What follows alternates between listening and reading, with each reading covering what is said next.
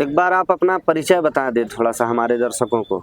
सबसे पहले मैं हुंकार चैनल के माध्यम से पांकी विधानसभा के तमाम जनता को मैं क्रांतिकारी जय भीम पेश करता हूं, इनकलाबी सलाम पेश करता हूं। मैं पलामू जिला का भीम आर्मी का वरीय उपाध्यक्ष हूं। ये मेरा इंट्रोडक्शन है। किस तरह की तैयारियां भीम आर्मी की है, क्योंकि लगातार जो है आपने देखा होगा कि लोग जो है वो टिकट के लिए दौड़ रहे हैं, लेकिन भीम आर्मी जो है वो लोगों के बीच जा रही है जी। और जिस तरह से अभी जो महागठबंधन ने जो टिकट दिया है, काफ़ी लोग जो है इस पर चर्चा कर रहे हैं कि इस टिकट देने में क्या हो सकता है, क्या जिनको टिकट दिया गया है वो इतने पर्याप्त हैं कि लोग उन्हें वोट दें, या फिर जिनको टिकट नहीं दिया गया है वो भी अपने नॉमिनेशन जो करने गए हैं उसमें भी उन्होंने कांग्रेस का जो है एक पर्चा खरीदा है। तो कहीं ना कहीं वो भी उम्मीद में थे, लेकिन टिकट तो जिनको मिलना था उनको मिल चुका है। इस समीकरण के आधार पे भीम आर्मी को क्या फ़ायदा होगा, नुकसान होगा, या अपनी आप तैयारी के बारे में थोड़ा सा आप बताएं महागठबंधन के प्रत्याशियों को सामने रख के। जो आपका पहला सवाल था कि भीम आर्मी जो है अपना प्रत्याशी पहले से घोषित करके रखे हुआ था।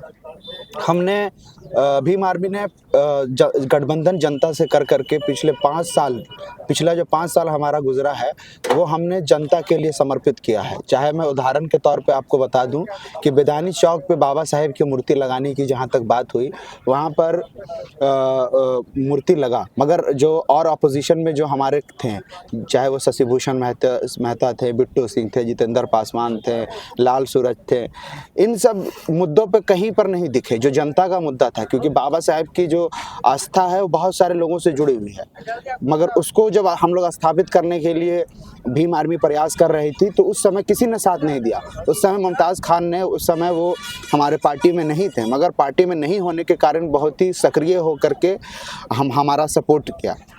उसके बाद जो घटना घटती गई, जो दलित समाज के ऊपर घटना धीरे धीरे बढ़ती गई और भीम आर्मी उसको बहुत सक्रिय होकर के उस घटना को संज्ञान में ली और उसके ऊपर कार्रवाई करवाई।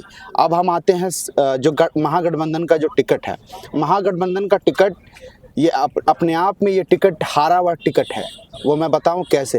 पिछले 5 साल से बिट्टू सिंह कांग्रेस पार्टी का झंडा ढो रहे थे कि पार्टी उनको टिकट देगी, मगर पार्टी ने उनको टिकट ना दे करके बिट्टू सिंह की हार की घोषणा कर दी है और उन्होंने ओबीसी वर्ग का खाते में टिकट दिया है। ये मैंने सिलारी पंचायत में, अगर आप मेरा भाषण सुनेंगे तो वो मैंने आज से 15 दिन पहले ये घोषणा किया था कि वहाँ पर टिकट लाल सूरज को मिलेगा।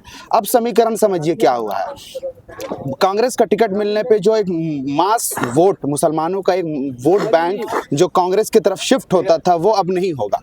अब वो विकल्प ढूंढेगा, क्योंकि पांकी में जो हाल फिलहाल में जो दंगा हुआ था वो दंगा करवाने में मुमताज़ खान को छोड़ करके सारे नेता जो है आग में घी डालने का काम कर रहे थे। तो पांकी के मुसलमान ये बहुत बेहतरीन से समझ चुके हैं।